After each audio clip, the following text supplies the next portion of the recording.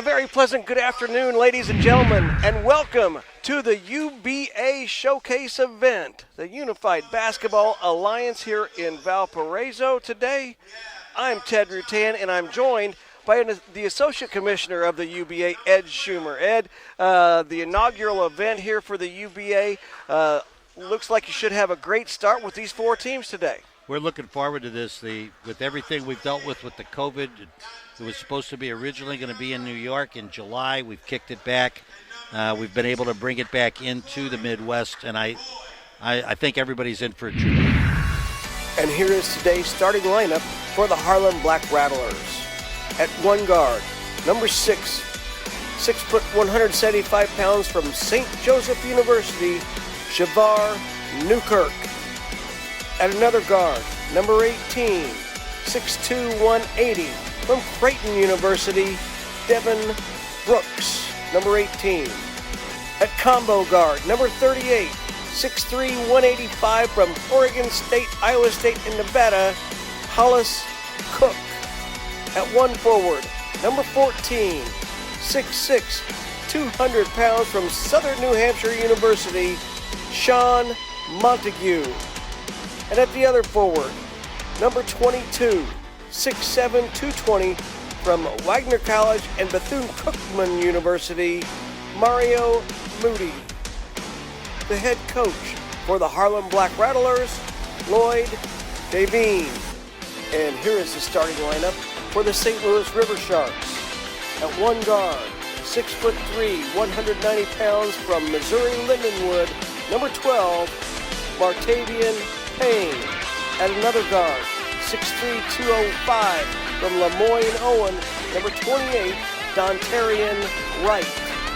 A combo guard, 6'4", 195, from Austin P, number 20, Stephen Harris. At one forward, 6'9", 195, from Virginia State, Calvin Giles. And in the post, 6'9", 280, from St. Louis, Missouri, and the JVA, number 52, Corey Boyd. The head coach for the River Sharks, Philip Gary. And as we go along here, Ed, you'll be able to tell us, this is basically NBA rules, but there are a few twists that we'll be able to get to as they come up during the game. All NBA rules except we'll play the 3-point during the last 4 minutes of the second and the fourth. And we'll talk about it as some of the things happen. The opening tip and the UBA Showcase event is underway. Man-to-man defense as will be played all day. Out top, Newkirk moves to the right. His shot is affected, and now bringing it up is Harris. Quickly on the baseline. Shot on the way, and swish, the first points by Dontarian Wright.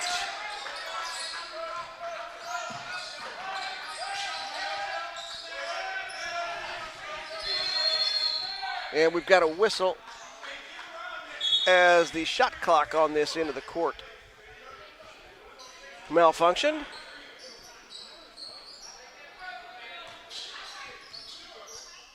We have the one shot clock down at the other end, so we should be able to keep things going. Now they've got it reset.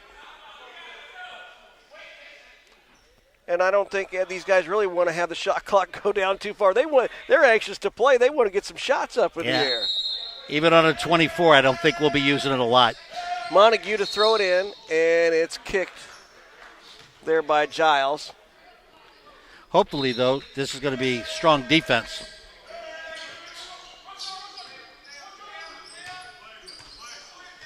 Brooks out top, working on Payne. Payne pokes it away, under 10 on the shot clock. Nice pitch, free throw lane, jumper won't go, but he gets the long offensive board, and Newkirk gets it out. The long shot is rebounded, pulled out of there by Corey Boyd. Corey, 6'9", out of St. Louis. Long shot on the way from Dontarian Wright. He's got both buckets, and you say you're not playing the three-pointer here in the first half. No 3-point until the fourth, from the 4-minute in on the second and the fourth quarter. Okay. Now they've got the scoreboard corrected. They were just Houston marking down the three.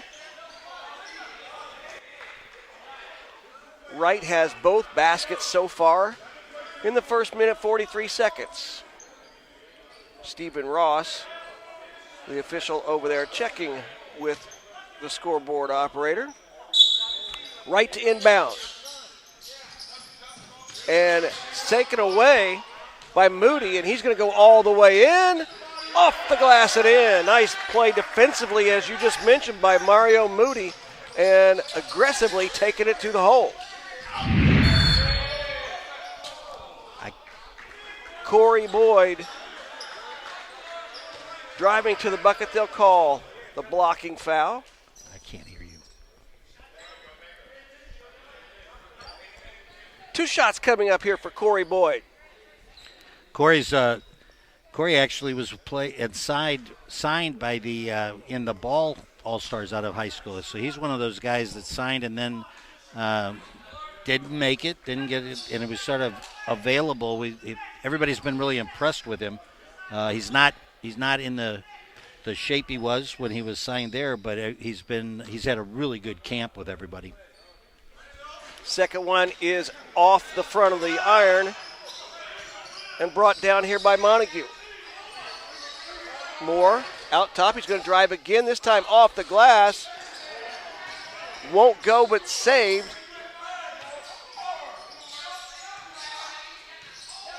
Moore in the post, gives it up.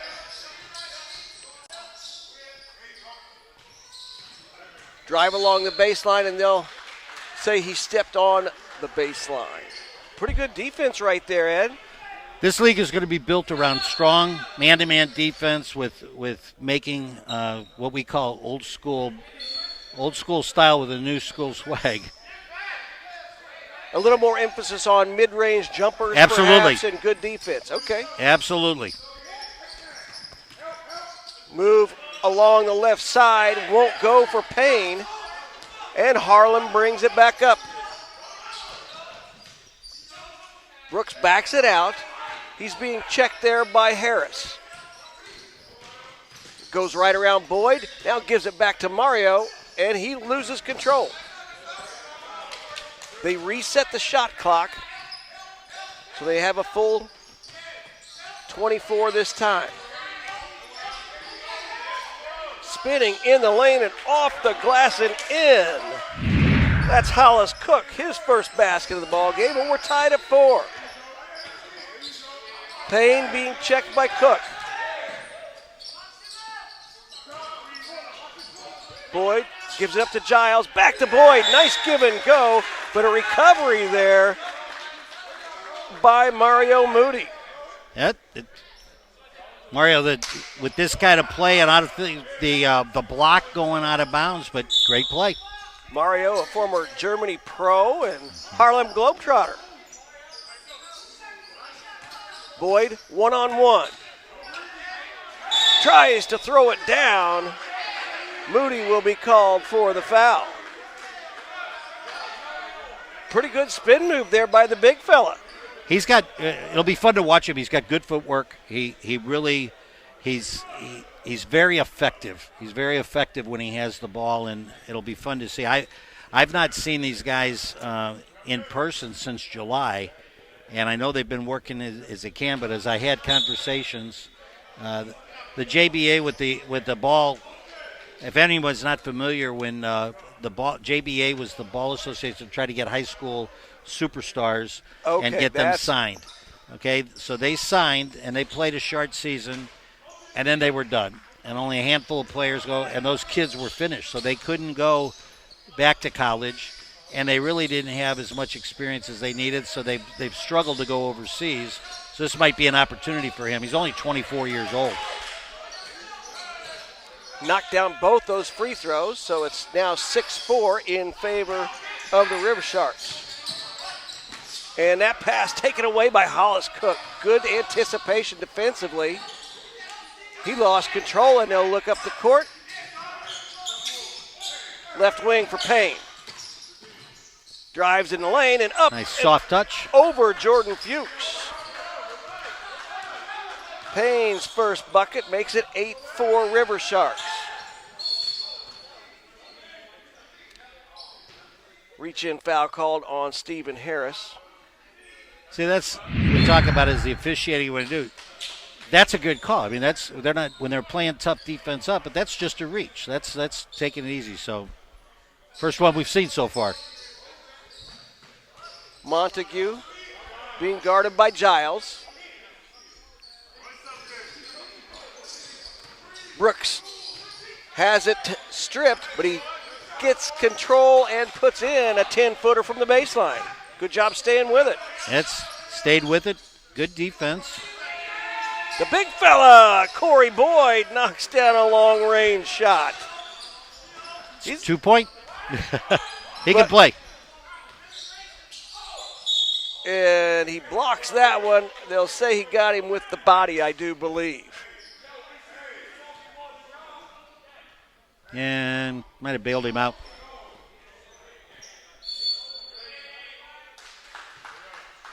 Pretty good offensive move, however, from Newkirk to try to go into him to get that contact. Yes, he did. And, not afraid of going at the big man. First one from Newkirk is good. Shavar from St. Joseph University. And also played the Iceland Dominoes League. Yes, I think as we get in there and we share some of the information, there's a lot of seasoned pros here that have been overseas, have played at a high level, and we're very, very happy to have them. Shavar knocks down both free throws. It's 10-8, 4 minutes, 40 seconds remaining here in the first.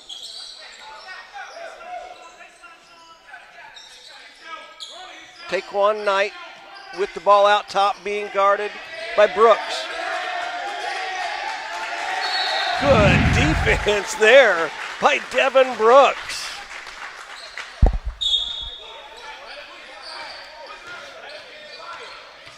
Newkirk double team, gives it up. Brooks fakes, gives it back.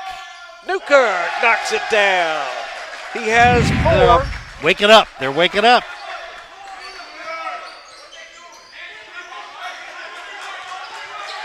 Payne being hawked out there by Newkirk. And Boyd, strong drive with the left hand. As you mentioned, he's got some game. As you watch him, there's nothing for him to take the ball from where he was out there and handle the ball, take it on the dribble. He has great footwork and take it to the hole. He's the kind of player that can really develop into a legitimate pro. Missed his first 2 free throws, but he's knocked down his last 3. He has 5 of the 11 for the River Sharks.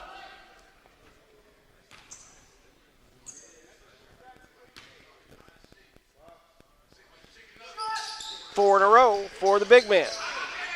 It's 12-10, River Sharks on top. Lucius Lucky Jones on for the first time. Pick and roll with Fuchs. Brooks goes off the glass and in. Nice crossover move there from Devin Brooks. And hustle defensively. We've got a held ball. That was Quayshawn Tate and Montague. And we will have the jump ball.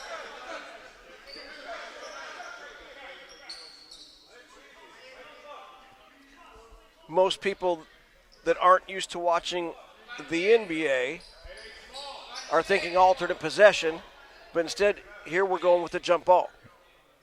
Montague and Tate. And Montague wins the jump. Jump ball is, you don't see it much, I think, but that's the rule. Long shot taken by Lucius Lucky Jones, won't go, but the turnover, right wing off the mark from Corinialdi.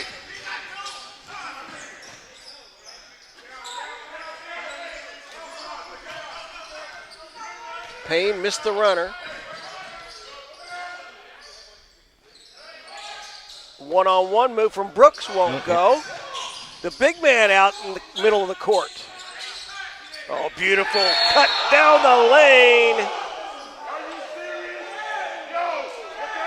Stephen Harris received the pass, and that ball was swatted away by Montague, but they're going to charge Montague with the foul. First free throw is around and down.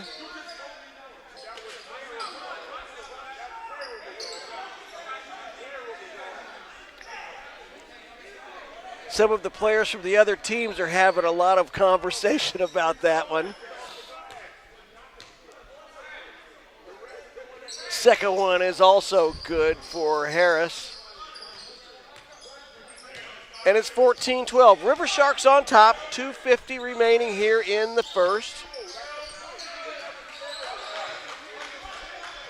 Jones one-on-one.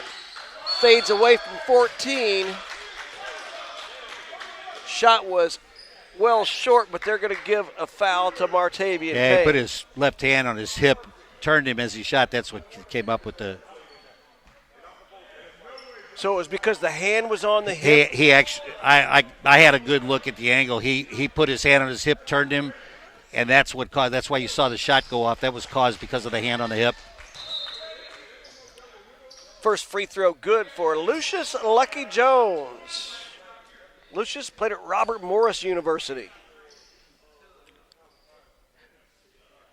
There's been a lot of talk, Ted, about, because we got New York and Harlem coming into the Midwest, and these guys are all working together and playing as a league, but there's already that competitiveness being talked about, and St. Louis can be very proud, I think.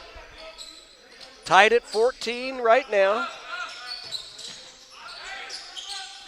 The pass was knocked away. Good defensive play there by Quadri Moore, who's just checked into the ball game.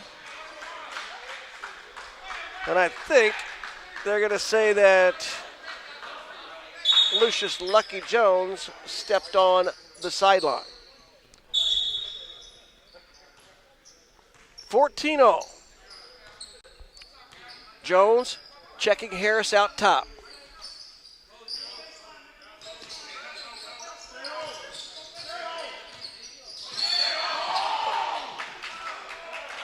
Gerard Corinialdi thought he had poked that away cleanly. They always think they poked it away cleanly. Well, that's true. That's true. The two shorter guys going at each other, where Martavian Payne, a 6'2", 190-pounder, was trying to post up the 5'9" Corinialdi.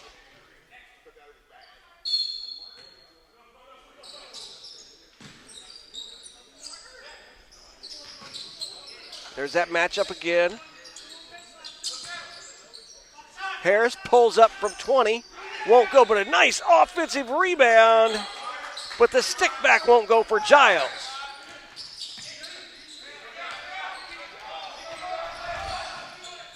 And that ball is tipped away. Might have been a little bit out of control there from Brooks on the fast break.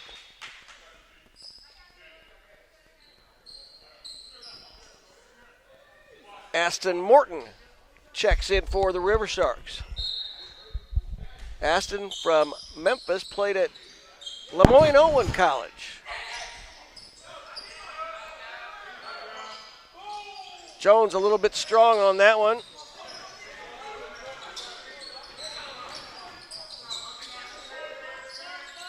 .22-footer. Nothing but nylon for Stephen Harris. He has 4, and it's 16-14 River Sharks. Been close all the way throughout this first period. Fuchs on the post. Leaves it just short. Didn't finish. Good pitch to the opposite side, and nothing but net for Quayshawn Tate. 18-14, River Sharks up by 4. Final minute of the first quarter. And tipped away by Knight. And they'll say it went off the hands of Carinialdi. Shavar Newkirk back on for the Harlem Black Rattlers. See if they go with 2-for-1 possessions here. There's 40 seconds remaining and 17 on the shot clock. Knight has the bigger Fuchs on him way out top. Going to try to get around him. And Fuchs, excellent defense, takes it away.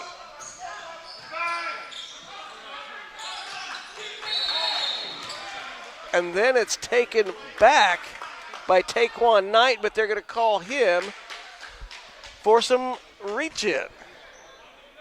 I didn't see it. I was screened out and did not see what happened. But there's no argument on the court, so it must be right. Yeah, nobody can. When the players don't complain.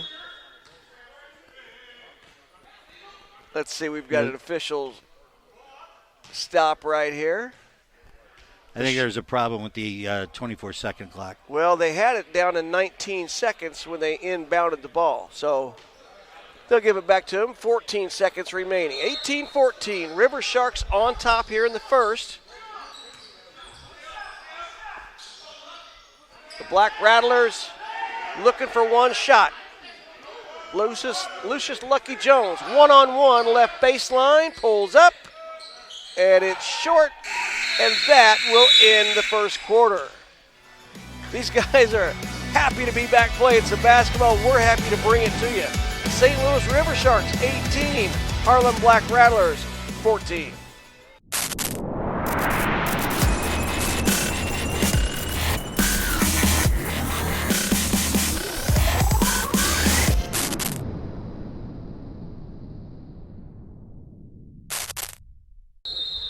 And we're ready to start the second quarter. The River Sharks with the basketball. Taquan Knight brings it up, being guarded by Lucius Lucky Jones. Pretty good defense, and now coming around was Carinialdi. Boyd loses the handle as he went up, trying to throw it down, but an errant pass will turn it back over to the River Sharks. And Boyd's got to try not to do too much. You know, when you're playing this level of talent and you try to do that, you're going to have more turnovers. You're not going to dominate with that part like maybe you have been. And if he just stays within himself, I think he's going to have a better game.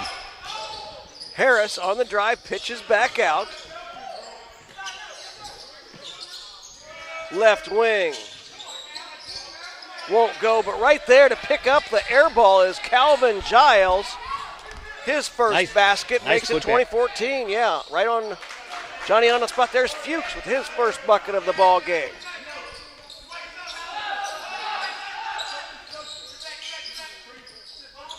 Giles trying to make it 2 in a row. Won't go down.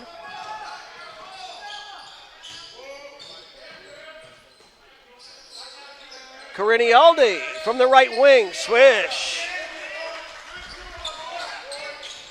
His first bucket, 20-18. Boyd, strong move in the lane. It's tough to stop that. He's showing some really nice offensive skills. And the steal and throwing it down. Taquan Knight.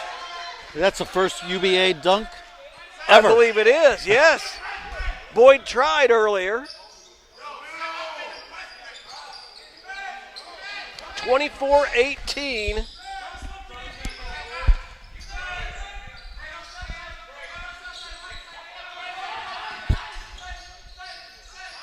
Pitch back out, faking the long shot there was Moore. Left baseline from Carinialdi won't go, and Boyd is fouled on the rebound. That's that frustration foul that just makes no sense. You're not stopping him. You're not, it's just like, I think what you're seeing a little bit of frustration. I'm not so sure that Harlem came in here thinking we're New York basketball players and we'll be ready to go. And Well, the River Sharks, they've got good players. Now, they only have 8 here today. I can tell you about that when we have a break as to why they have 8 and the Indiana team will have 9. I'll be glad to explain that.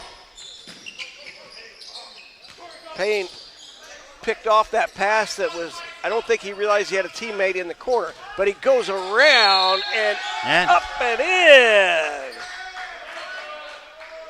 Nice move in complete control, took it in, just drew the foul and just put it right off the glass and in. Very pretty move. Well, he found that he had Kentrell Brooks, 6'8", 235 on him and thought there was his chance to go ahead and take him right there. So Brooks picks up the foul. And Payne gets the three-point play. 27-18. River Sharks on top. Little push off there from Hollis Cook. A lot of one-shot attempts on that end. Way out top. Don Terrian Wright swishes it. He made the first 2 buckets of the ball game, and now he comes back and hits one from about 24 out front. I tell you, Ted, this reminds me of the Pistol Pete Maravich days where we had shooting from out there for 2 points that people don't remember. It's sort of interesting, isn't it?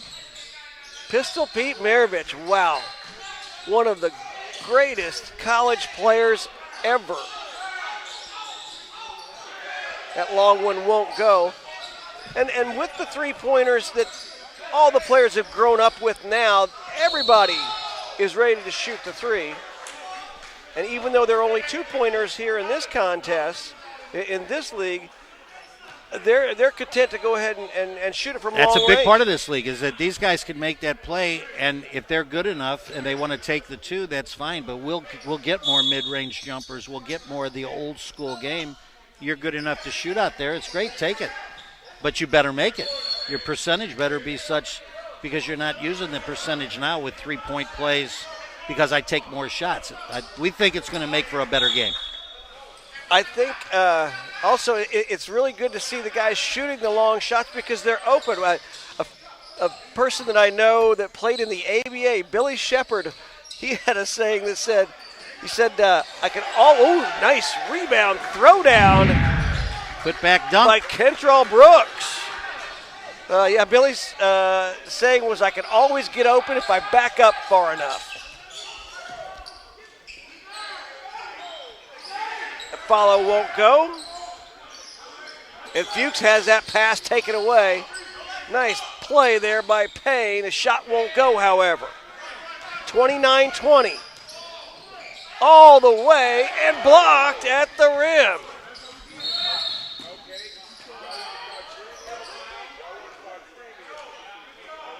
(29-20). You might think there would be more scoring, but then again, these guys haven't been in game situations. I think you have to give credit. There's some pretty good defense being played. That was what was drilled into. That's what we wanted to be. And we've had some missed shots and whatever, but the defense has been excellent. Payne guarded out there on top, and they're going to have a foul called on Carini Aldi. Good call as he broke away. He wrapped around his side and pulled him back. Good get. Nick Corbett in for the Harlem Black Rattlers. The Malloy College all-time leading scorer.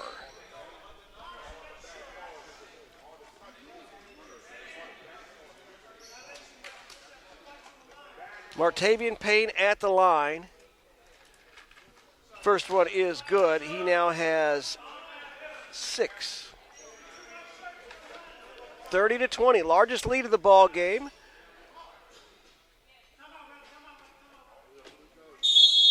And we're going to have a timeout on the court.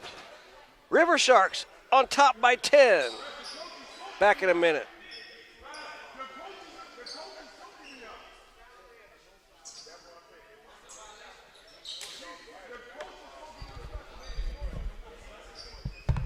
One of the other things is that on a first game, I'm looking down at numbers. By the end of the game, I should pretty much know who's who without having to, And when you cover one team, you always know your own players, but now Oh, you're doing fine. hey, this is good action right here. Hey, by Tuesday, Yeah. Oh, absolutely. because it's the same 4 teams all 3 days.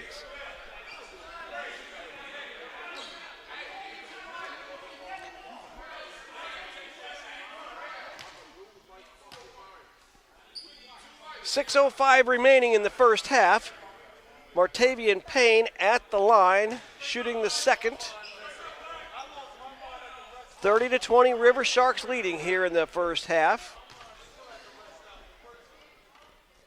Again, we have another game coming up this afternoon. That'll be the Indiana Swarm and the New York Strong. That's a good matchup. Should be. I think we're just in for a really good day of basketball, Ted. Well, and these guys, obviously, they're excited to get a chance to play. I mean, my goodness, they haven't had a chance to play a real game in over a year. I made the comment that unless you were in the NBA or you were in one of the shrunk-down TBT games, nobody's played a professional game other than them for all of 2020. Moody with the offensive board, kicks it out.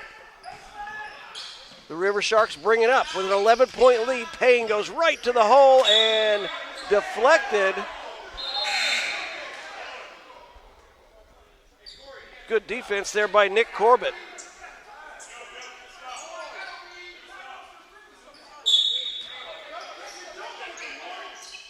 Boyd, right wing. Oh, nice crossover, but poked away by Brooks. And Moody takes it to the basket. He'll get a chance to go to the free throw line. Boy, Kentrell Brooks, nice job poking that one away. And again, they're playing at a level where a lot of times you'll see that called as a foul. It was a good defense, good poke, and a lot of deflections so far in this ball game, which is an indication of the kind of defense that's being played. Boy, that was an odd release and rotation on the ball, wasn't it? Yes, and speaking of the ball, you can see the rotation because we're playing with those molten basketballs, correct? Is that going to be the league basketball? We'll actually, we're in the process. We're going to have our own branded basketball. We will have a UBA basketball this is a showcase weekend. Oh, what a nice move there by Quayshawn Tate.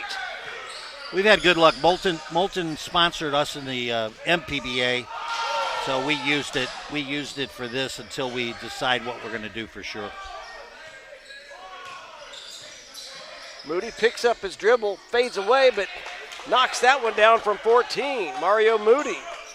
He has 5, and it's 33-23 with 5 minutes remaining in the first half. Payne, runner, baseline pull-up from 10. Nicely done. He's a smooth player, isn't he? He has 7 in the quarter, 9 here in the first half.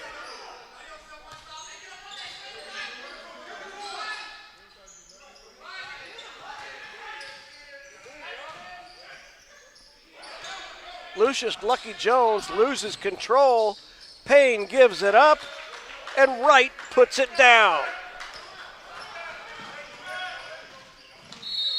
And they'll get Wright with the foul reaching around that time. 37-23, St. Louis River Sharks with their largest lead of the game. They played well. They've had a good start. I think your point about everybody being ready to play is definitely there. If you noticed at the beginning, we had some missed shots. Now they've sort of settled down in the flow, and it's good to see. Devin Brooks to inbound. Jones, one-on-one, draws the contact, and sweet off the glass. That was not verticality. That was a hit, came up in between and moved forward. That's a good call. And that was old school right there with a high off the glass from the angle.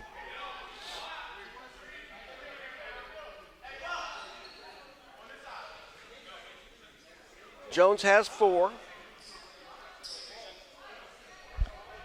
Played 5 years in Germany, France, Belgium, Greece, Ukraine.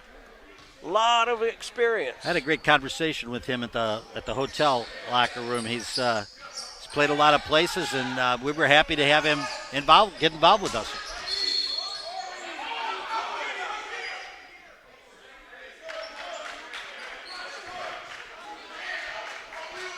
Long pass down the court. And they're going to say it's Harlem basketball.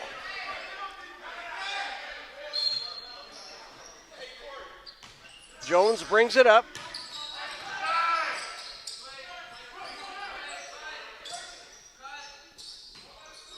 Moody thought about the baseline jumper and gave it up. Jones wasn't going to waste any time. We're now inside the 4 minutes of the second quarter, Ted, so the three-point play comes back into play now the rest of the way of the half. Okay, so that's going to be the three-pointer in the last 4 minutes of the first half and the last 4 minutes of the regulation. And if there's an overtime, well, we haven't had an overtime yet. Yeah. We'll wait and see how that comes up. 3-point stays in effect in the overtime. Calvin Giles at the free throw line.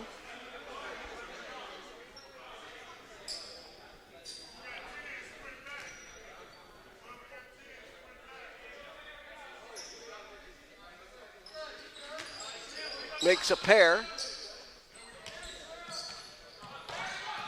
Quickly, Moody drives down looking for a call, doesn't get it. Boyd, the big man, moves it up court. That pass deflected by Payne, but Jones picks it up.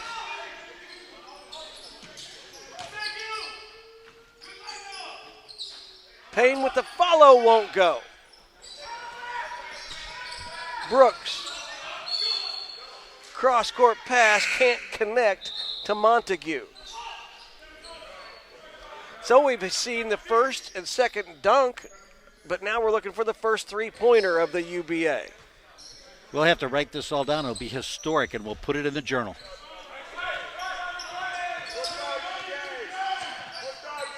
Harris being guarded by Corbett. Nice pass on the back door.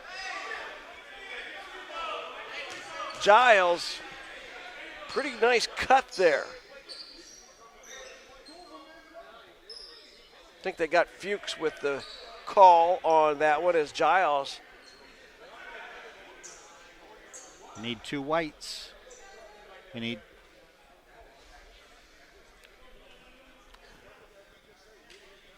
They'll correct that after the first free throw, I would think. That's my officiating observation.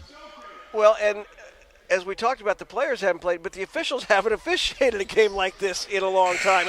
And obviously you, as an official, know that it's not easy to just walk out your first time. There haven't been scrimmages. There haven't been leagues. You know, we get the guys to come out. We've got some experienced people that have pro rule experience. But you're exactly right. Nobody's played competitive basketball in 2020. 3 on the way from Jones, won't go down. Harris brings it up for the River Sharks. Payne sees the smaller Corbett guarding him. That's a good offensive foul call. He hooked him, was going to try and go around him. He hooked him, and she got it from that outside angle. Good call. Under 3 minutes here in the first half. 41-25, River Sharks on top. Devin Brooks being guarded by Harris. Shoots over Harris. Now Jones, one-on-one against Knight. Has to give it up.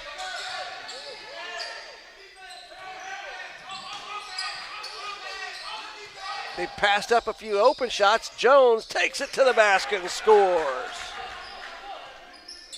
Pretty unselfish ball movement there. Good ball movement in that series. Harris steps back, short. 3-on-1, alley-oop, a little too strong.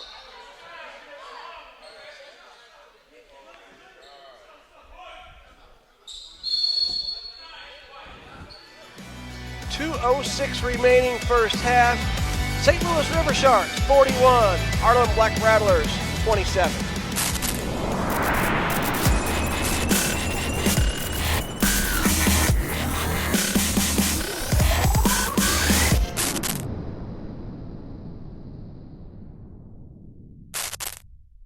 .206 remaining in the first half.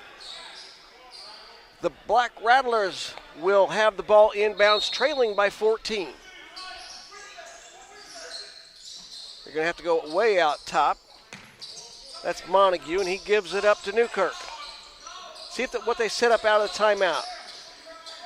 Jones takes the jumper, won't go. Corbett fires a long one.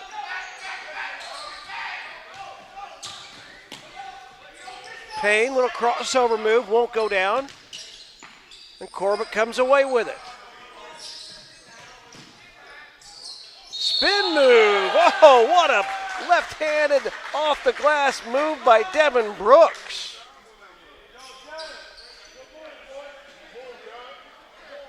Devin played at Creighton University and overseas and also in the G League. Devin is 6'2", 180.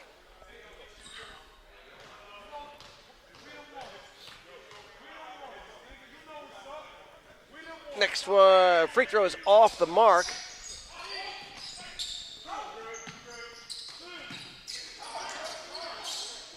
Ball comes back to Giles. He's had 8 here in the second quarter. Pretty active offensively. A couple times he's also had the ball find him as he was around the basket. And Jones, pretty good move in the lane, high off the glass, and it looks like Taquan Knight took a shot to the chops.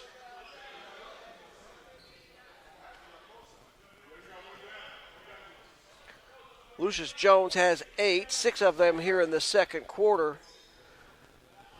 And Taquan Knight from Pensacola, Florida.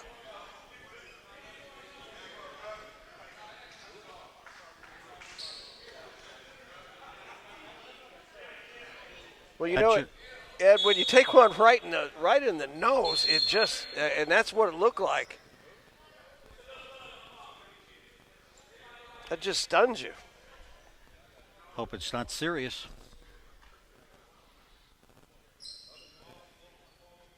While they tend to him, we're going to take a short break. 43-31. Black Rattlers coming back a little bit here.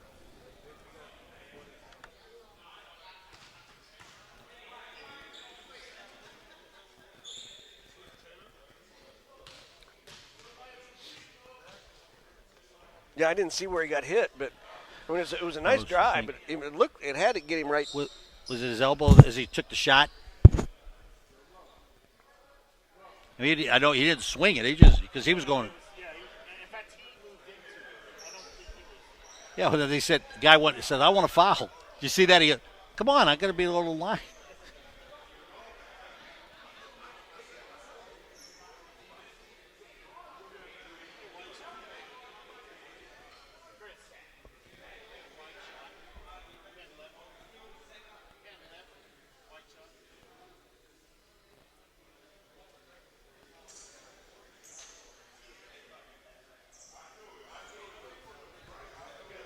Good first half, I think. I'm happy.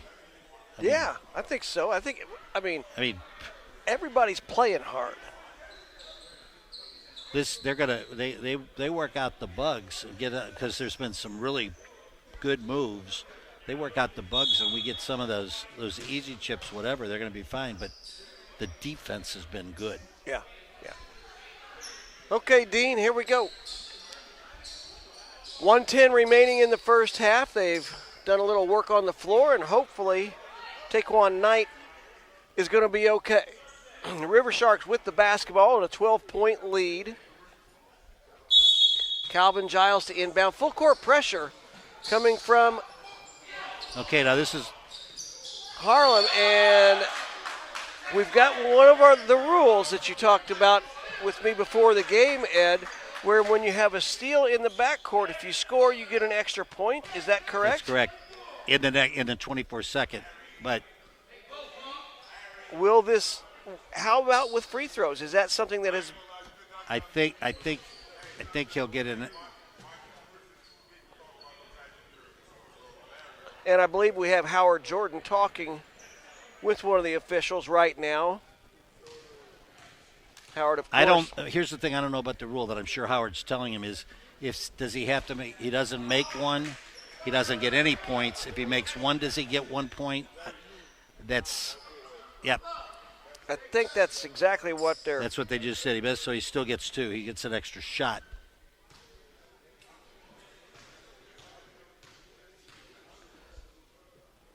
So instead of a 2-shot foul, it's a 3-shot foul. Okay, that makes sense. There's your extra point. It's the first time we've used it the whole game where we had one situation where we had a steal and the guy missed it.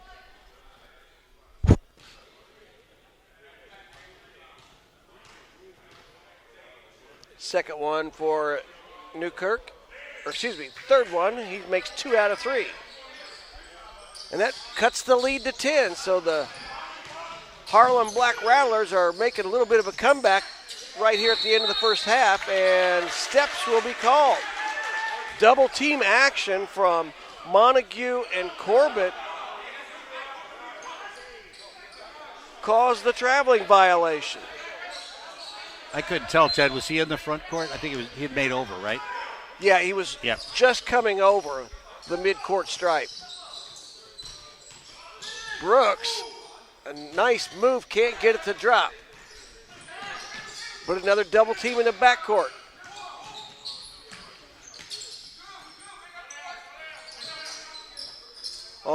That was a pretty play. Beautiful cut again by Giles. He is 10. Good ball movement and then came back in beside. That was nice basketball. He has 10 in the quarter and has shown great movement away from the ball. And there's a 3, I believe it is, from Corbett. The first 3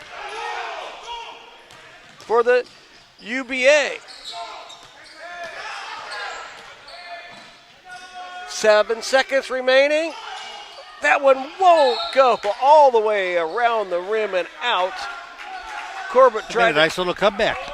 And they are within 8. 2 seconds remaining here in the first half.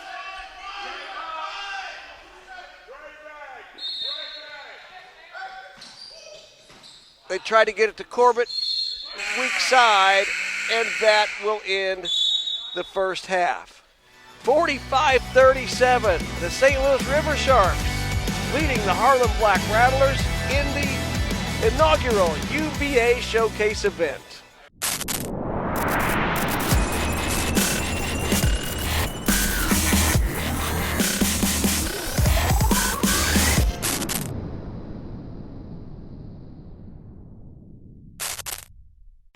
Welcome back here to the UBA Showcase event. Our first game, the first half in the books. The St. Louis River Sharks 45, the Harlem Black Rattlers 37.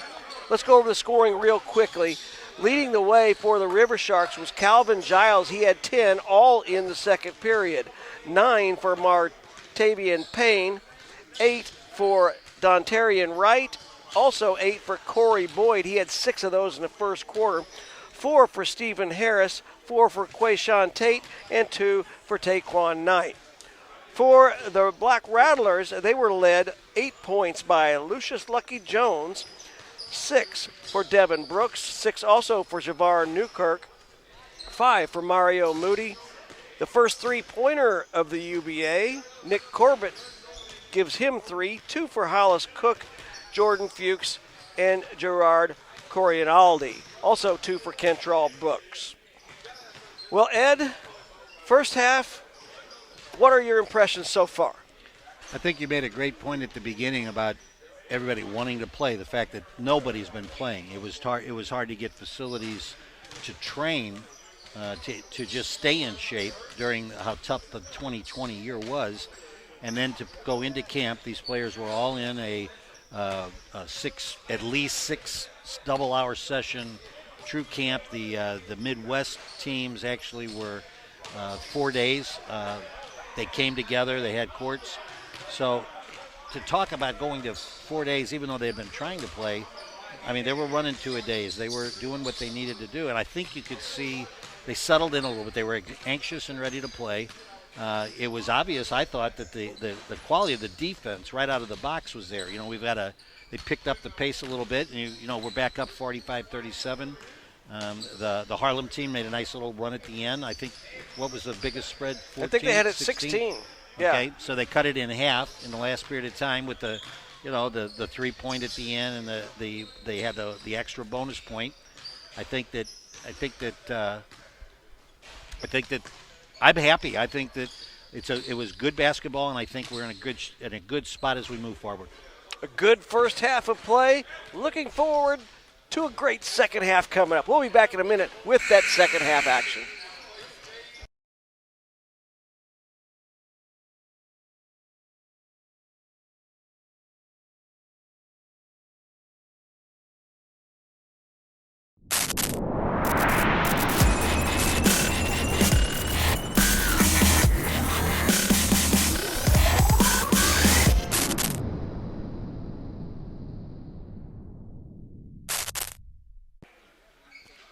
Welcome back to Valparaiso for the Unified Basketball Alliance Showcase event. Our lid lifter, if you will. I'm Ted Rutan, joined by Ed Schumer, and it doesn't appear that Taekwon Knight is back on the bench right now. We hope he's okay. He took that shot to the face with about a minute to go in the first half, and that only leaves 7 players right now for the River Sharks. That might make it easier, however, for Philip Gary to give out playing time. Nobody should really be complaining about not having enough time. And a steal to start things off here in the second half, but turned back over to the River Sharks. Full court pressure. And they're doubling in the backcourt, trying to make it tough. Oh. Beautiful move there by Dontarian Wright as they beat that pressure. And now a turnover. Let's see if they push it again.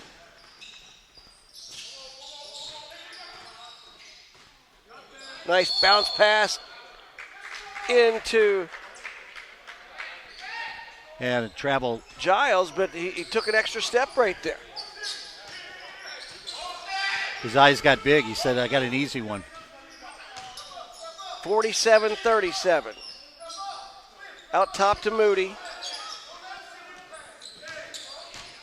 He tries to take Giles down the right side. It won't go, but a nice follow by Hollis Cook. Love it when the guards follow.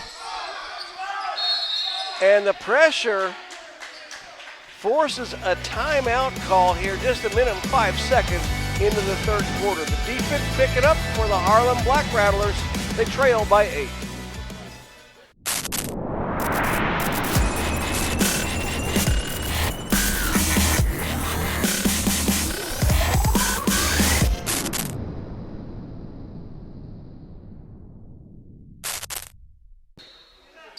Welcome back to the UBA Showcase event. Let's see how the River Sharks handle the pressure. They took that timeout, and there's a tie-up.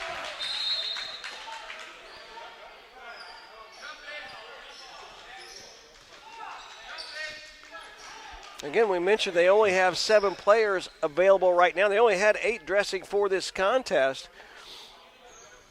And you mentioned earlier there was something, a bit of a reason for that. They brought 12 to camp. They identified 12 through the process that they identified for this event. And different reasons, players couldn't come to camp, couldn't go. And the coaching staff and our staff said, if you're not part of this from the beginning, we're going to go without, because they feel like we've got plenty of players and they'll just get more time. It was an opportunity for the others. So they weren't... Now, injuries becomes another problem. Rebound pulled out of there by Boyd. Giles can't get the short one to go.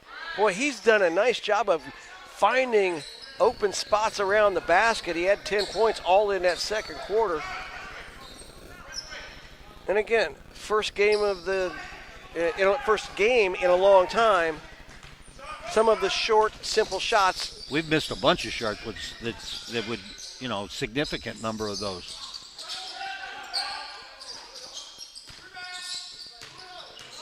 River Sharks bring it up. Jumper on the way. Swish for Dontarian Wright. He's now in double digits with 10. You made the point too. We'll find out in the second half with the seven players in terms of conditioning. Okay, we'll see what kind of shape they're really in, because that can take a toll. Oh, definitely. It has been obvious they're playing the same speed. They're not taking, but he could. Whenever you get that fewer number of people on the bench and you end up with an injury, I hope we get it. You see him come back.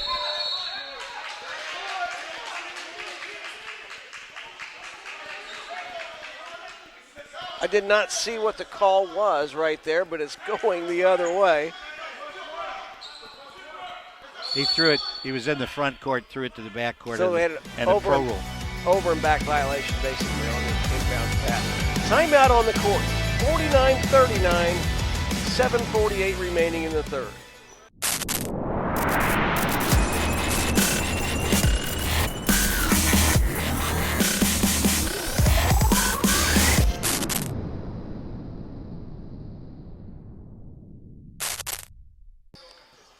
Harlem basketball as we come back for action here in the third quarter. Devin Brooks to inbound.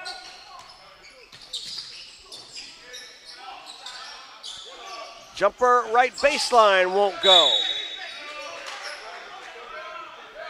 Rebound deflected out of bounds. They'll say it went off of Corey Boyd. He doesn't agree, but as you mentioned earlier, Ed, players, if it's called against them, they don't normally agree anyway. I don't know. I was looking at it. I think you got it right. I think Corey got it wrong.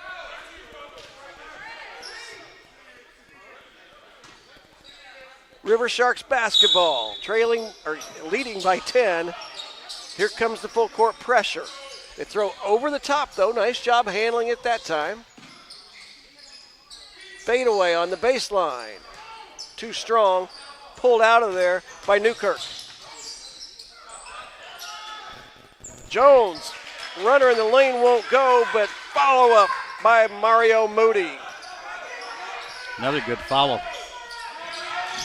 Pressure in the backcourt to steal. 4 chances, and it still won't go.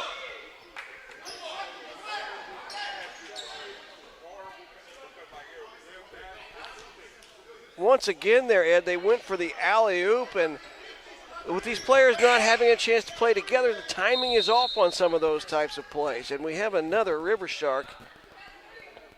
Looks like Dontarian Wright is not sure if he's got a hamstring issue. He's asking to come out of the game right at the moment. This is a situation here, Ted, where they stole the ball in the backcourt. And on the foul, they get 3 instead of 2. That's a reward for playing the defense and making the steal or causing the turnover in the backcourt, and then what happens in the first 24-second possession. And Jones gets a chance for 3. He misses the third one.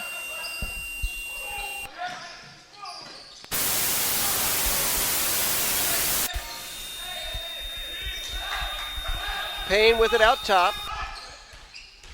Nice drive. He takes all the way to the bucket. Was able to go inside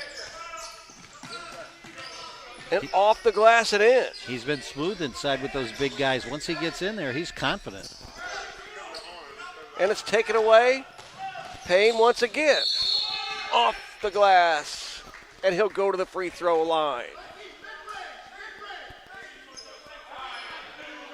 You know, Payne is only 6'2", 190. And he was able to take that in on Jones.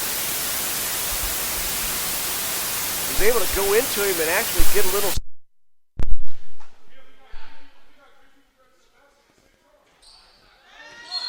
Now from the line, he has 12.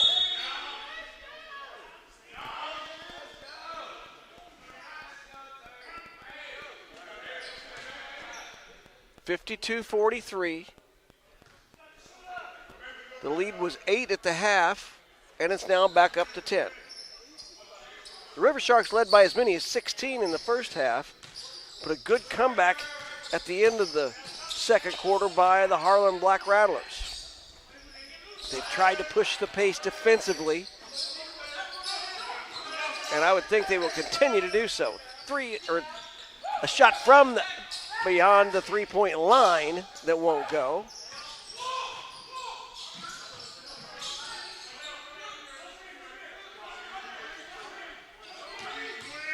Pretty good defense by Moody out on top with Payne, and now they switch. Payne pulls up from 22, won't go. Newkirk with a fake. Beautiful bounce pass and throwdown for Mario Moody. He has 9. Newkirk with a beautiful assist in there.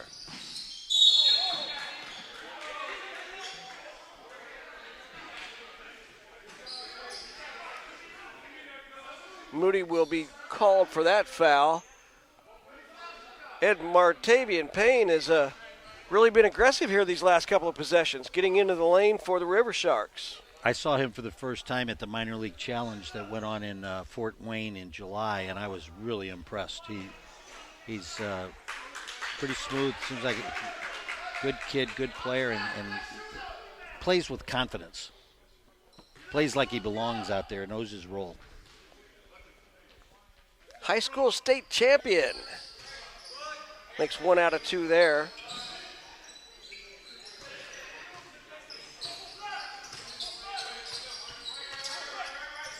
Quayshawn Tate guarding Devin Brooks. Now Brooks goes around him, gives it up. Baseline jumper won't go, and I think they're going to get Brooks.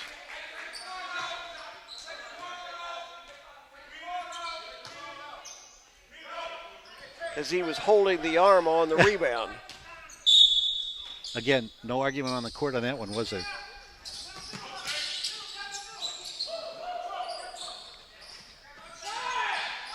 Boyd says, I'll just go ahead and back down Moody and spin, but Moody with a nice block. It was a great block. Corey Boyd started off with 6 in the first quarter, but he's been slowed down since then.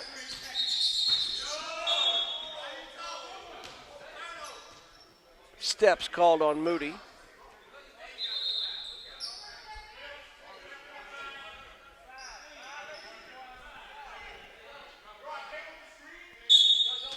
Pressure again as they trap immediately. Over the top to Tate. Boyd going to try Moody again. And Moody's defense is pretty strong.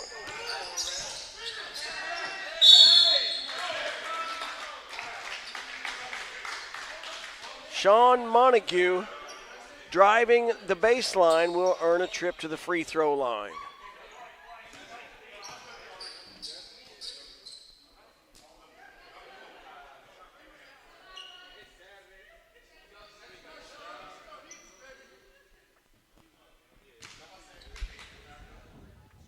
First one for Montague is short. Again, as we talked earlier, when it's the first game and this crazy year we've had, conditioning, we'll see how that affects. When you start coming up short on shots. We made a concession for that on this showcase. I was we made a decision. That's why we went to 10-minute quarters instead of 12s. We've got experience with what happens with conditioning, and it really made sense for this. And we did that before, not because of the players that they picked to win. We just figured that 10 was going to be a better move. And I totally agree. I think that's a very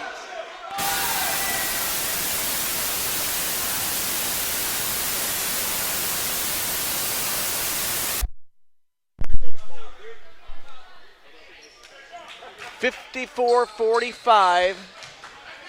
4.5 minutes remaining in the third quarter. Again, we see some activity right in front of us because the players for the next game are starting to go get ready. Herring drives and gives it up and loses it.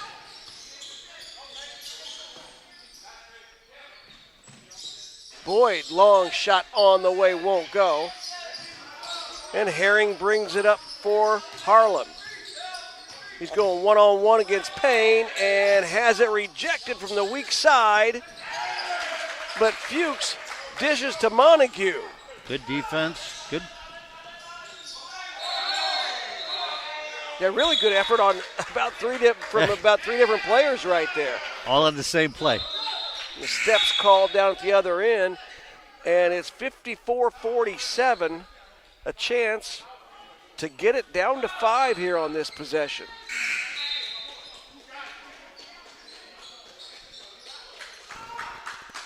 Kavion Green on for the Harlem Black Rattlers.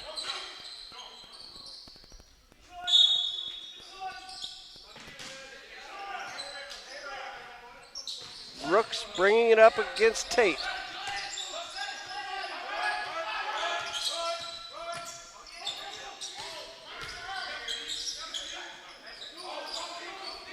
Baseline jumper from Green was too strong. And Payne driving the lane once again, earning a trip to the free throw line.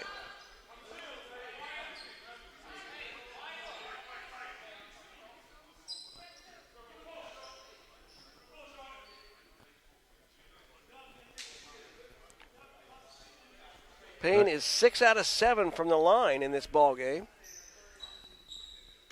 Make it 7 out of 8. And then, 8 attempts shows he's been very aggressive taking it to the hole. And he hasn't backed off. The size inside. And if it's not there, it's not like they've blocked him. He's taken it, and they've had to foul him, or he was going to make that short shot. Played at Lindenwood, and he makes the second.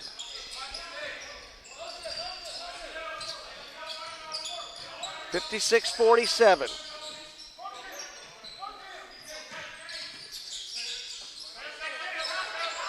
Herring trying to post up. And a nice take, Devin Brooks.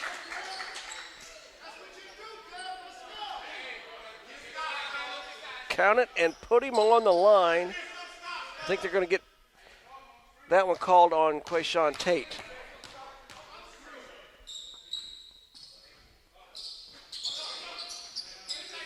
We'll wait for the public address announcement.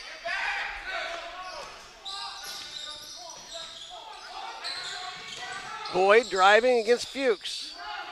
Kind of forced that one up, and Herring brings it up for the Harlem Black Rattlers.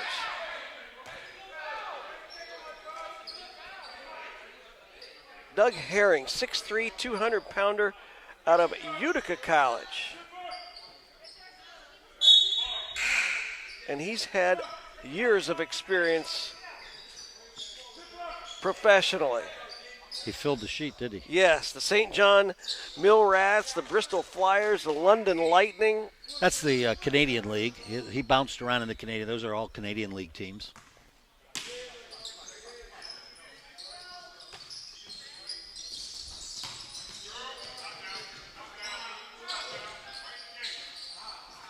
That long one just rims out for Corinialdi.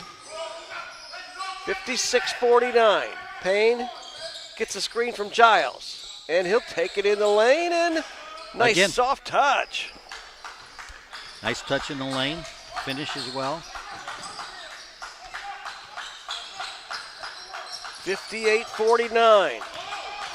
The one-on-one battle. And Brooks will go to the free throw line.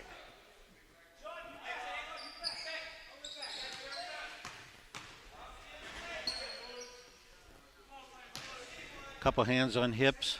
Take a look. Yeah. And hands on hips. 1, 2, 3 of them. Little indicator. Yes, definitely. Conditioning is a factor. Brooks makes a pair. 58-51. 2 minutes, 20 seconds remaining. Okay, there's a steal. Oh. And there's an extra point. Kavion Green gets the steal, which will give them the extra point. Missing the dunk there was Giles.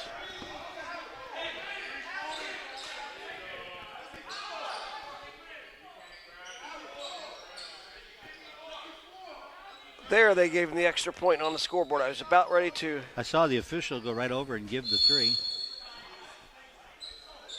And we've got a timeout on the court. Hey, the Harlem Black Rattlers are making a comeback. It's 58-54 with 2:05 remaining in the third. At least you haven't got sirens and stuff like that. Yeah, years ago when the ABA did that extra point, they had that, or when they'd steal in the backcourt, they'd turn on a red light. Yeah. I always called it that the Kmart. Hey, who was that guy? The Joe guy, Newman? Yes. Joe Newman? Joe Newman. The one thing that I thought was smart on his part, although I didn't think it made for the best basketball, was he had that particular basketball that they had to use that ball. The red, white, and blue. Hey. And the fact that it was red, white, blue was great, but it was a terrible basketball. Oh, it was a bad basketball. And players, they tried to put spin on it, and it had too much grip, or it was slick. It was a kid's ball. It was a kid's outdoor. Okay, good thing we aren't keeping that on the post-production. 58-54, 2:05 remaining in the third. Stephen Harris to inbound for St. Louis. And they'll go to the backcourt, and barely chasing it down was Morton. Yep, they got it. And the over and back violation. We've seen that 2 or 3 times in this game already. A couple players start arguing. I'm saying, no, that's the NBA rule. Can't bail yourself out.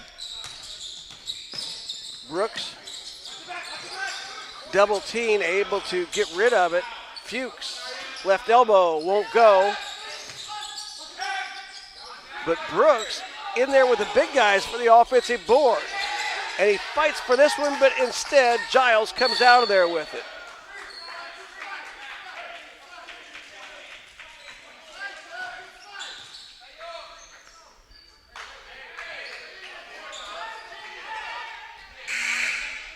(58-54), 1 minute, 40 seconds remaining in the third.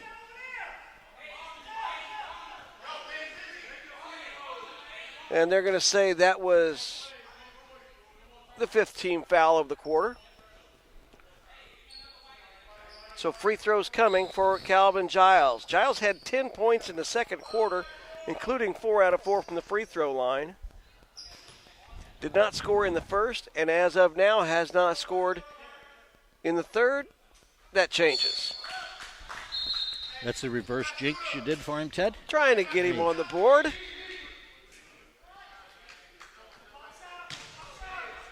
Impressive free throw shooting for St. Louis.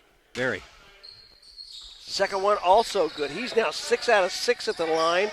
And Payne, as we mentioned earlier, is 8 out of 9 from the line. 60-54, a minute 30 remaining here in the third.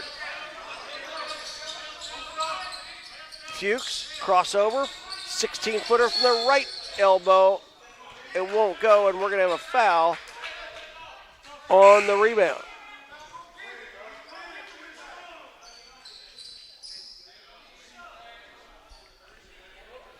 St. Louis needs to really take advantage of these free throws because what we're talking about in conditioning, number of players, this Harlem team's full 12. Okay, so they're you see them running people in and out.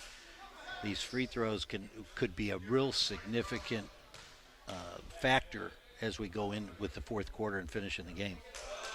First one from Morton is off the mark. Well, it also gives them a chance to catch their breath a little bit. And with the injury to Taquan Knight, they're down to the 7 players. Morton comes up empty on a pair right there. Newkirk, left-handed, blocked. What a block by the 6'4" Stephen Harris.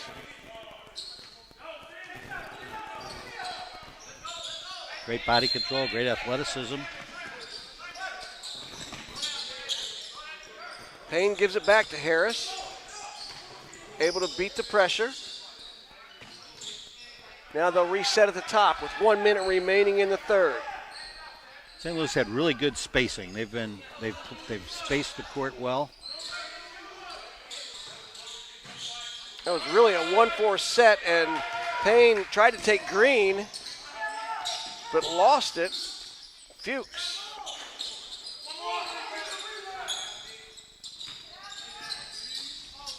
Couldn't handle the pass from Corinialdi.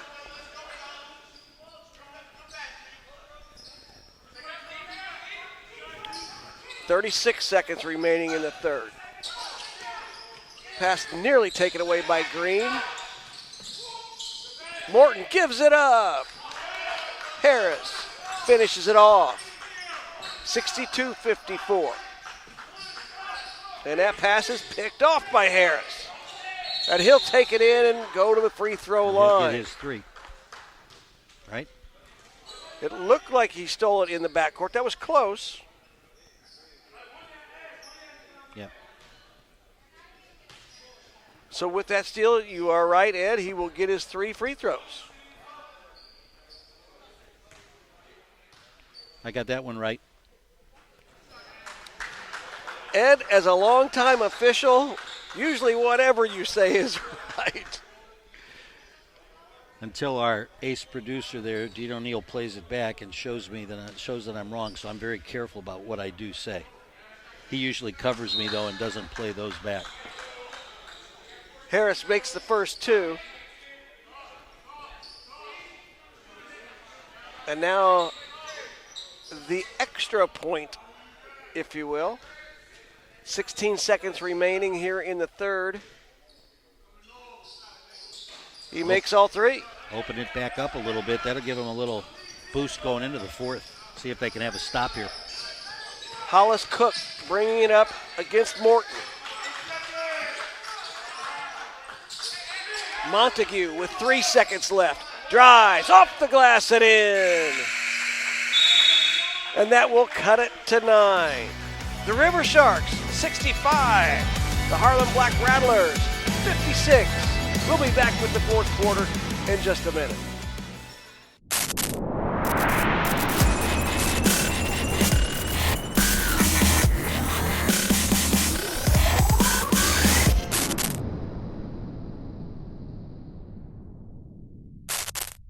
.56, St. Louis on top after 3. They led by 4 after 1, by 8 at the half, and lead by 9 going into the fourth. Montague knocks it down to make it a 7-point game, and an offensive foul called on Stephen Harris. So now we've got a situation where there's a bonus point in play on this first 24-second clock. And that is being recognized out there by Erica Smith, the out official. Baseline jumper won't go, however. Pulled out of there by Giles. Payne in the lane. It won't go, but on the rebound, Giles was fouled.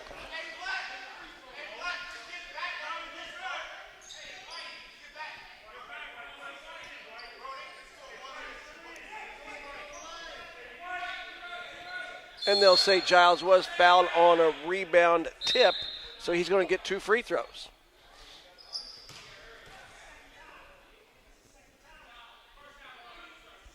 Again, with the depth, a factor. Big third quarter there from Martavian Payne. He had 9, along with 5 from Harris.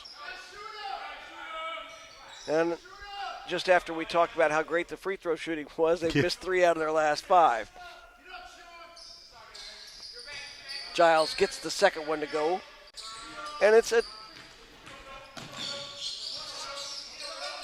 8-point lead again. Montague driving. And they'll call this one on Corey Boyd.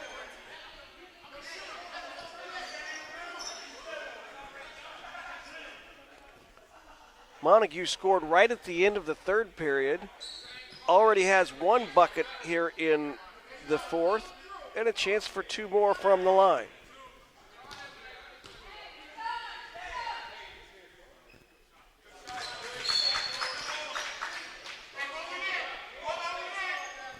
Sean played at Southern New Hampshire University. From Yorktown Heights, New York.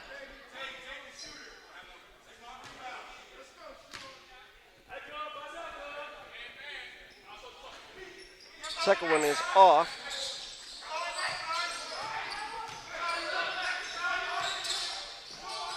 Harris goes behind the back and lost control.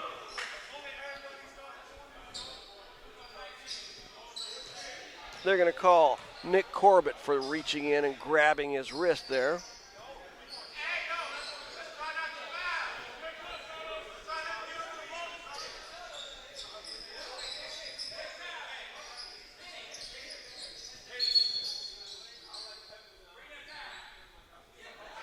Got a wet spot on the court.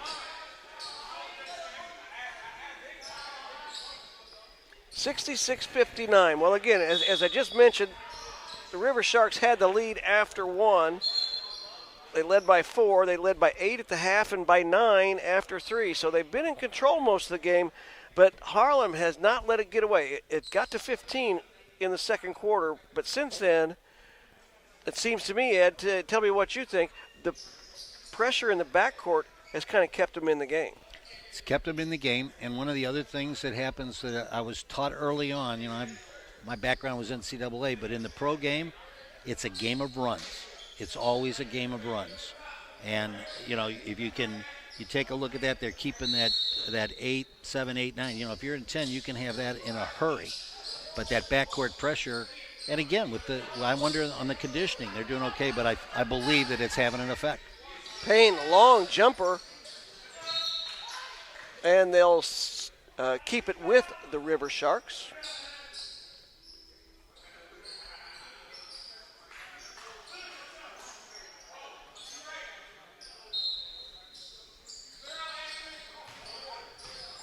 Right, fadeaway, right baseline, No. Rebound, put back by Giles. Nice putback. He has 15, and the lead's back up to 9. Montague with the drive.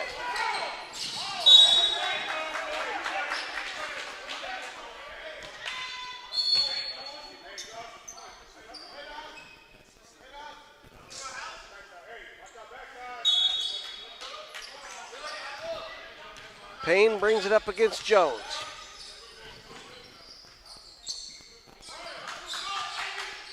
Morton trying to look inside to Giles. Payne with another drive in the lane. He has 20. He is smooth in there, isn't he? Just in complete control. 25-year-old from St. Louis, leading all scorers. Shot clock at 10. High archer from Carinialdi off the mark.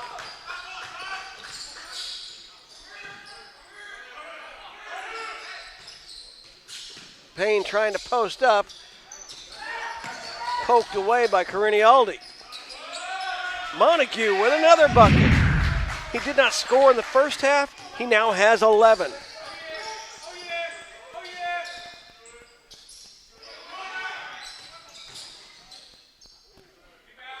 Wraparound won't go, but Giles there to clean it up on the offensive board.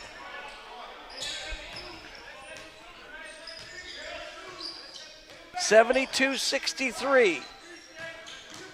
Jones, one-on-one against Morton. Can't get it to drop.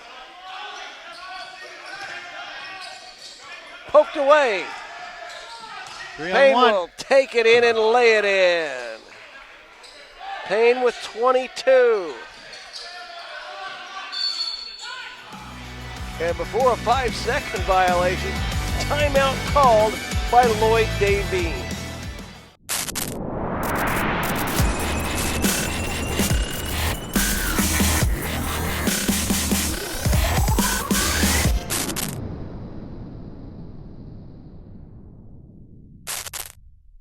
The St. Louis River Sharks have pushed the lead back up to 13 behind Calvin Giles and Martavian Payne. 6:58 remaining here in the third quarter. Newkirk brings it up for Harlem. His drive is met with a huge block from Giles. Morton takes it all the way, draws some contact, count it, and put him on the line.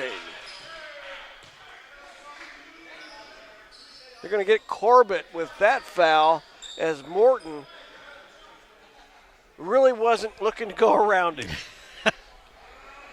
Well, if he had maintained his position, he was in trouble anyway because he was inside the circle. Free throw missed. The lead, though, 15, the largest it's been since the second quarter.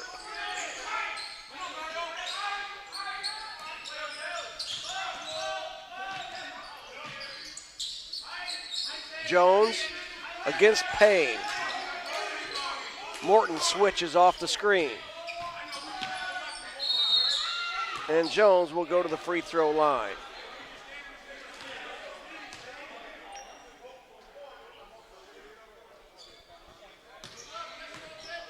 Seems to be a little urgency among they're with each other and they're taking a look.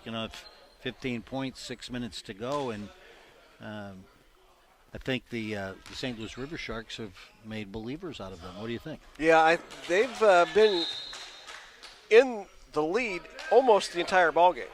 They really controlled the game. They dropped it down to 7 players with the injury. They haven't lightened up on anything. It's been a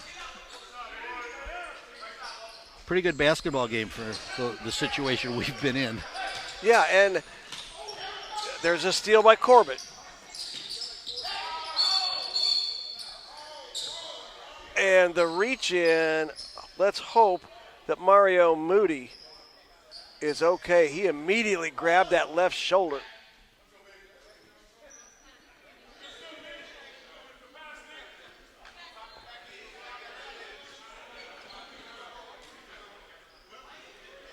He's back up and ready to go.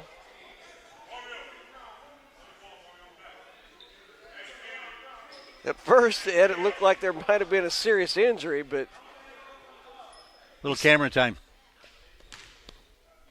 he seems to be all right. Mario played at Wagner College and Bethune-Cookman. Did that happen when he landed? Or was it? I think he got hit on the drive. He got hit right there on the shoulder.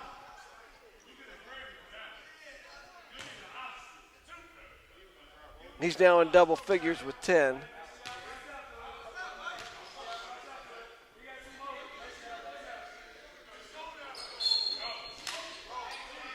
And since this was on a steal, he gets the 3 free throws. They made that steal. Yep. It rewards good defense, and it causes that kind of pressure play to make a difference in the game. It's rewarded. And Harlem has taken advantage of that in this game, as they are putting on the full court pressure and have been this entire second half. And there's another steal, this one by Newkirk. And going up at In with a left hand, Devin Brooks. They won't get the extra point because the steal occurred on the other side, but it still can be a 3-point play. You've got it nailed, Ted. 70. You've got this. You've got the rule. We've got it right. We're going to be okay. I like that 3-point rule or extra point rule. I think it's going to be good. It's going to be good for the league. And, of course, the 3-point rule, there's 6:03 remaining. So here in 2 minutes and 3 seconds, the 3-pointer will be back in play. And 6 minutes in a game like this is all kinds of time. Those games of runs, 10 to 12 point runs in a pro game is normal. Free throw won't go that time for Brooks, but a near steal in the backcourt. That'll be 3. Now they get the bonus point. No. They called that one on Harlem. I'm sorry. Yep. Other way around. So Payne double teamed, and he calls timeout. Boy, the pressure of Newkirk and Brooks came quickly. Payne had to take a timeout, and we'll take a short timeout as well. 78-69, 5:54 remaining. I don't know. They got enough gas? Talking about the shot clock, I don't think there's any way that took 9 seconds. Or did it? Because, if the shot clock didn't reset when the foul here, but does that change the 8-second count?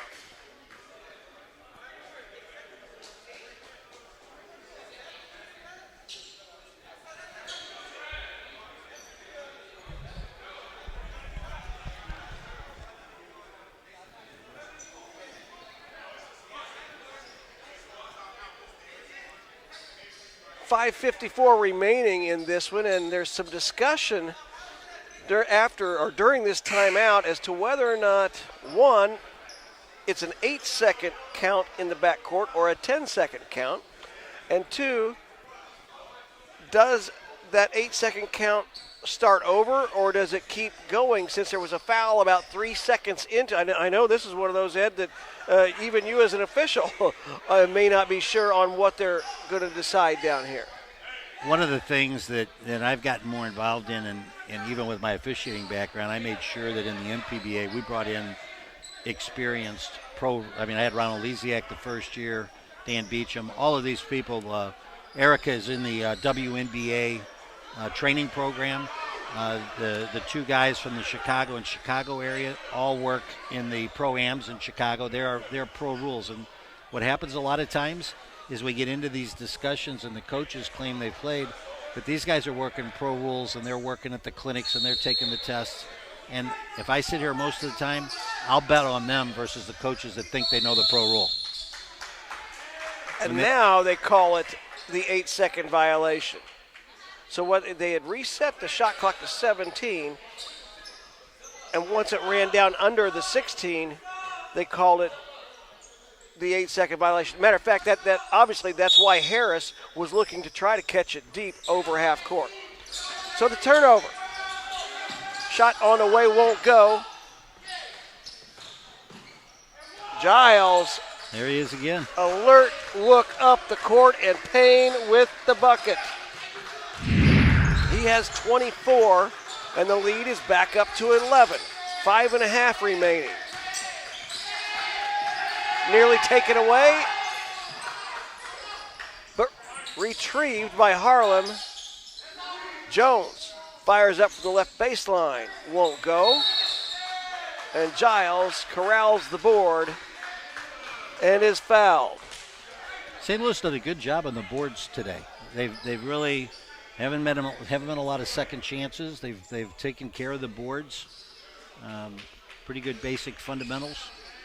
As well as shooting well from the free throw line. Fundamentals. You said that at the top, that it might be a little bit of old school ball with new school swag. I can guarantee you that the coaches that we've got in this league that are working on it, and what they've done in training and what they've done in practice is fundamentals. And if you look, the spacing's been good on the floor, the ball movement's been good, the defense I think's been excellent. That's kind of basketball that I grew up with, and we looked at it, and I'm very pleased with the level of effort by everybody and what they've got, especially what we've come off of. Maybe this will be our launching pad for 2021.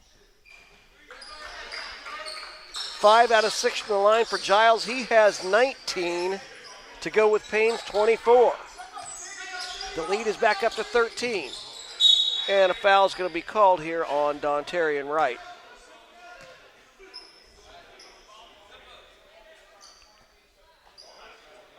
Just as soon as we talk about it, we must jinx them. Not very good fundamentals right there. Overextended the defense. Both teams apparently are now in the bonus. More fouls. They're tired, a little tired. You're seeing the kind of fouls that when you pick those up, you get into the bonus and watch the game change. Corbett hits the first.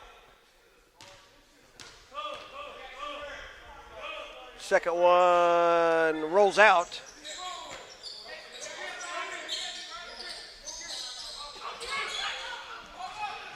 Harris, right baseline. Hesitation move on Fuchs, and Harris will go to the free throw line.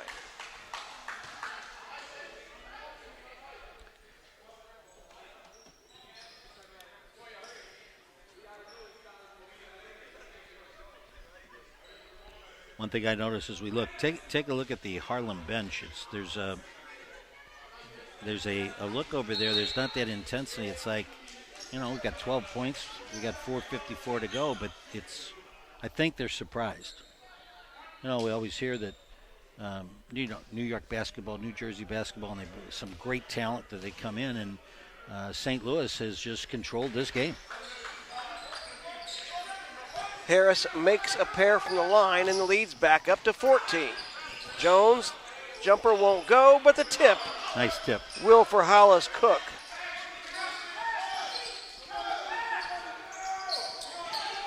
Good ball movement there against the press.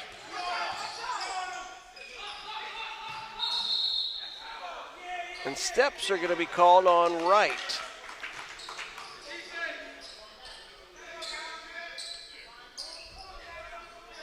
Still 4.5 minutes remaining.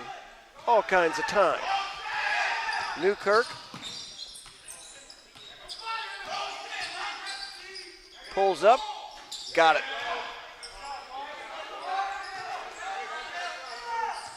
And Newkirk nearly pokes it away. The runner off the glass, Giles will go back to the free throw line. Giles has been there plenty in this ball game. He is 9 out of 10 from the line. Ted, I really appreciate the opportunity to get to work with you again. And, it's an interesting spot here when you're in a position where they're all your teams. And knowing that we were going from the East Coast and bringing in the Midwest to be able to compete, it makes me feel good that we've done it. I'm going to say that the referees have had a really good game. I mean, those guys have not been working either. They haven't had a chance to go out, and especially at this level of ball. Oh, my, yes. The fact that they come back out, and that just speaks to their background and coming in. Been very few, not too many beefs. Giles makes a pair once again. The lead is at 12. Newkirk. Jones can't get it to go. Newkirk. Is it 3? No, but Jones with the rebound. 4 chances. Make it 5, 6, and finally, it will go. Good defense by St. Louis, but Mario Moody finally able to get it to go in. What was that, 5 attempts? 5 6? And on the sixth, they finally got it to go. 3:39 remaining, 86-76. Timeout here in Valparaiso.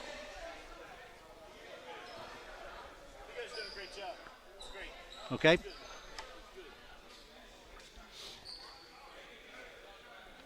Hey, your play-by-play guy makes it easy. Okay? I learned that right out of the box in this game. We were talking about the ABA. Ted and I were covering them before we worked at Coach's Aid. We started covering them with Rex Boyles and the The Indiana Diesels. Indiana Diesels. Yeah, that's our hometown. And We helped Rex out. trying to do promotions and whatever. Okay, here we go. 86-76, Harlem trailing by 10. Mario Moody at the free throw line.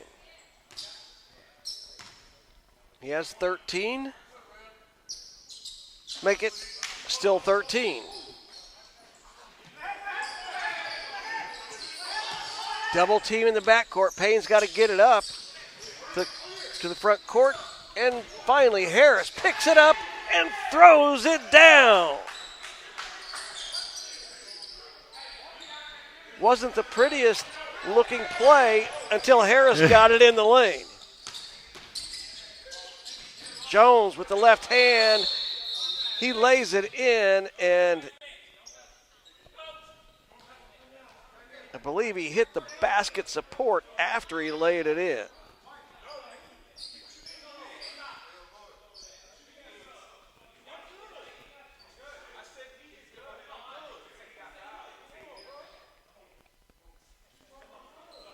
Little discussion on the court.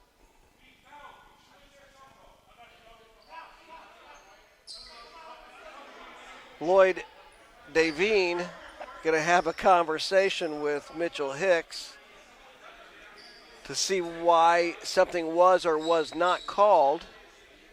Ed, I couldn't tell. There was no foul there. Yeah, there was no foul there. That was just a nice layup. That's a player trying to get his three. That was body on a layup. That was a no call. It was a no call, in my opinion. I agree with you on that. And then he hit his head pretty hard on the stanchion again, so it was a little insult. And maybe he thought that was There's by a a steal. player. There's a steal. Chance for 4 right here. Oh, we would have had our first one. They still have a chance. There's a 3, and it counts 4 from Devin Brooks. And a jump ball. 2:55 remaining. That 4-point play brings it to 6. And just 20 seconds ago, it was 12. Jump ball here at the free throw line between Dontarian Wright and Sean Montague.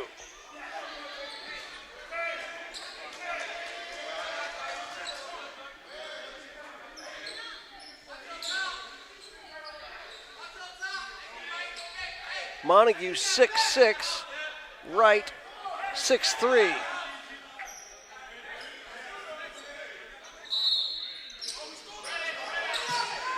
Wright may have cut a quick tip there. I think you're right. And they look up the court.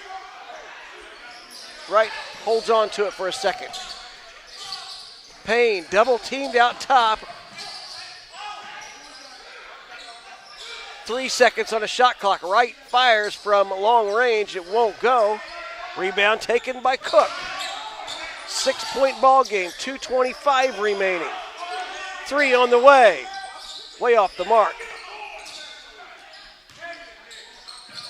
Another 3 on the way. Newkirk won't go. And Giles with the rebound, and he's going to go back to the free throw line. They've had their looks from 3 here in the last 30 seconds or so, Ed. It's, I don't agree with the fact of going after those threes now. Why not move the ball? Why not go in? You've got a 6-point differential, 2 points. You live with the 3, you die with the 3, and you haven't been shooting many of them. I'm not sure that, that if they go in, it looks great. With the miss, now you're on the other end on the free throw, and you lose a little momentum. So, but they had good looks. And Calvin Giles has had a lot of looks from the free throw line. He's 11 out of 12 in the game today.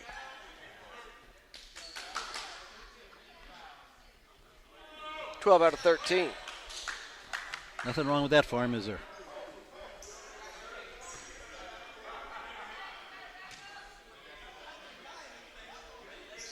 $13 out of 14. I think he's only hit the rim once, hasn't he? Wow.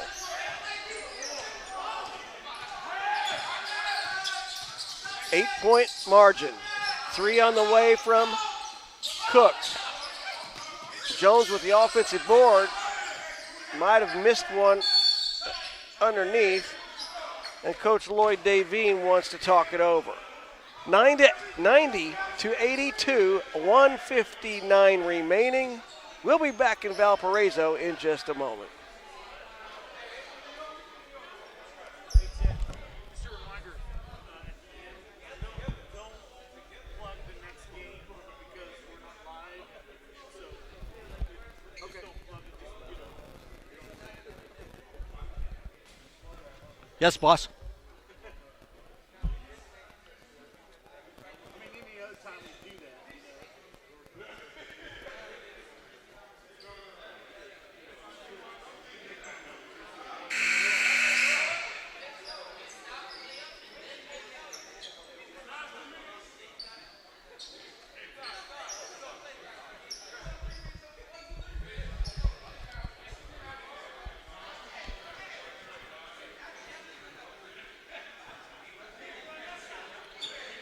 Welcome back to Valparaiso.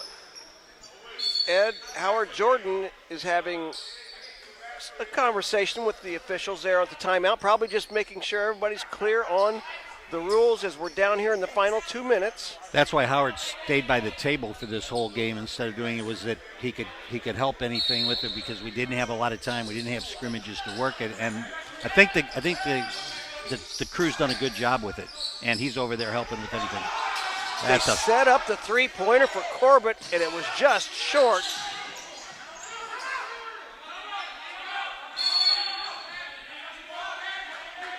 And they're going to give the timeout to Harlem. Or are they? Erica Smith is going to talk this one over with Mitchell Hicks. Did he have possession to call timeout, or was it a held ball, a jump ball, in effect? That ball was being bobbled at the beginning, okay? I'm not sure that.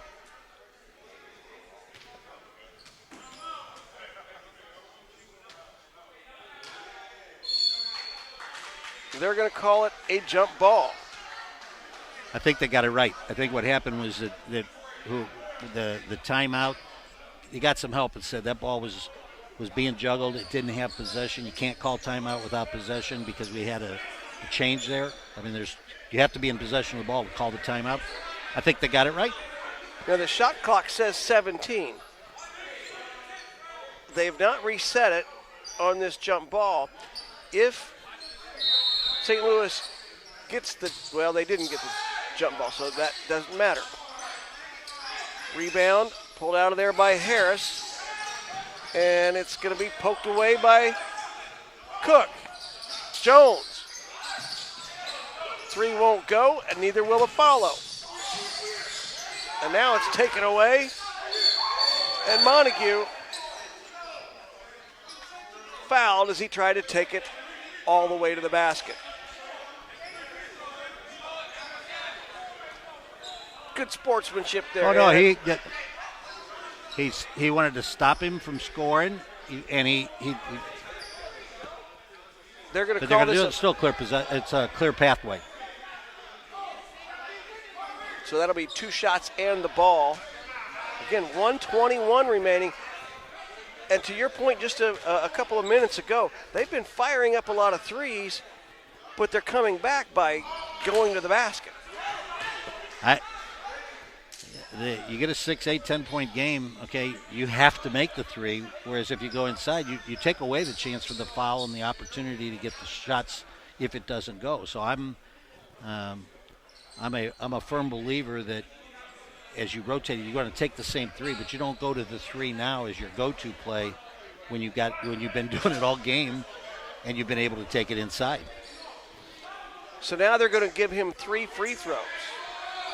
After he missed the one on the clear path,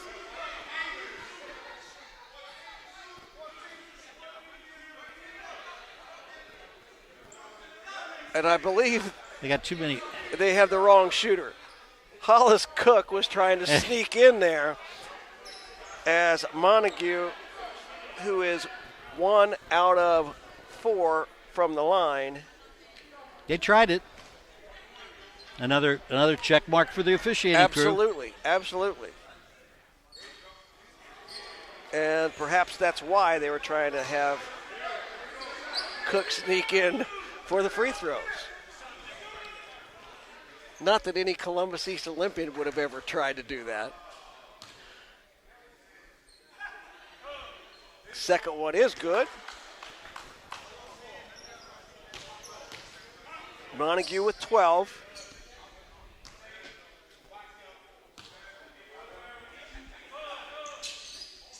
And he makes this his second out of 3. It's a 6-point game with 1:21 remaining.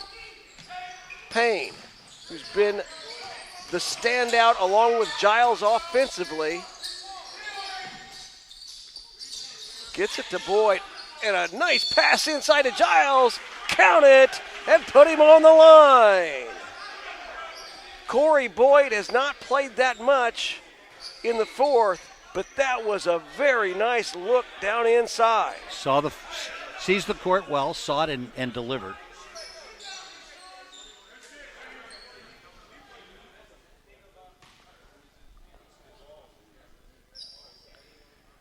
Boyd delivered the pass, and Giles misses for only the second time from the line. Jones drives, and Giles loses the rebound out of bounds. It'll stay with Harlem. And we've got a technical foul called on Lucius Jones. What kind of a time is that for it? Frustration coming at the end of the contest, but when you're only down by 8, and yeah, 8 is a significant margin, but as you mentioned, points could come quickly in this game. Payne makes the free throw. He's 9 out of 10 from the line. So again, excellent free throw shooting by St. Louis, and they're up by 9. Fundamental basketball. Newkirk misses a 3. Payne gets it up to Boyd, who once again delivers a nice pass.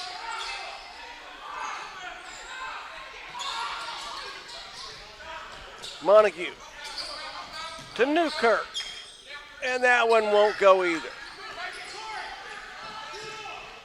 Boyd throws it down, and that is probably the exclamation point on this one. 95-84.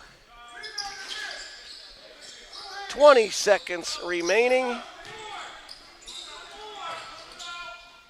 And Payne will lay it in to make it 97-84.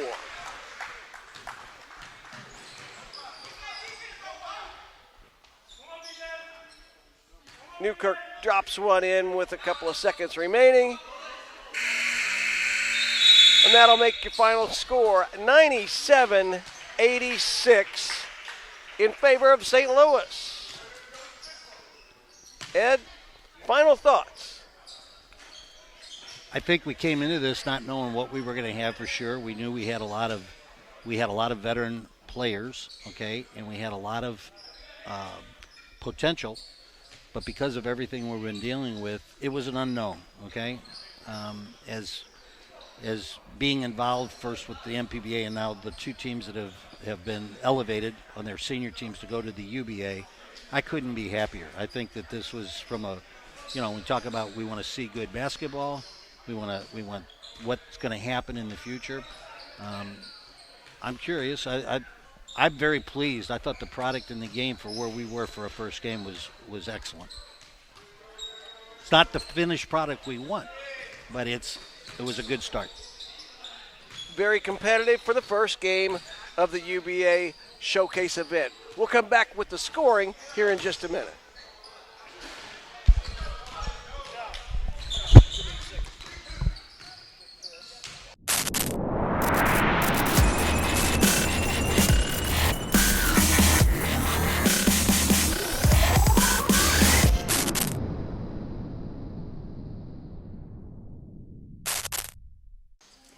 Welcome back here to Valparaiso as the St. Louis River Sharks defeat the Harlem Black Rattlers 97-86 in the first game of the UBA Showcase event. Let's run down the scoring first for the Harlem Black Rattlers. They were led in scoring, and this is unofficial. Devin Brooks with 16, 14 for Lucius Jones, 13 apiece for Sean Montague and Mario Moody, 10 for Shavar Newkirk, 6 for Hollis Cook, 4 for Nick Corbett, 2 for Gerard Cornialdi, Gerard, 3 for Kavion Green, and 2 for Cantrell Brooks. For the St. Louis River Sharks, they were led by Martavian Payne, 27 points, 25 for Calvin Giles, 13 for Stephen Harris, 12 for Dontarian Wright, 10 for Corey Boyd, 4 for Quayshawn Tate, and 2 for Aston Morton. Final thoughts, Ed Schumer. As I said before, being for all 4 teams, as far as it's our league, it's a new league, it's something, I couldn't be happier. I think that for the basketball and the time we are in the year, it just bodes well for where we're going to go with this league, and it's been a pleasure being back with you, Ted. Hey, it's been great for the first one. Let's get ready for game number 2. That's going to do it for this coverage of this game. We'll see you for our next event, the UBA Showcase event here in Valparaiso.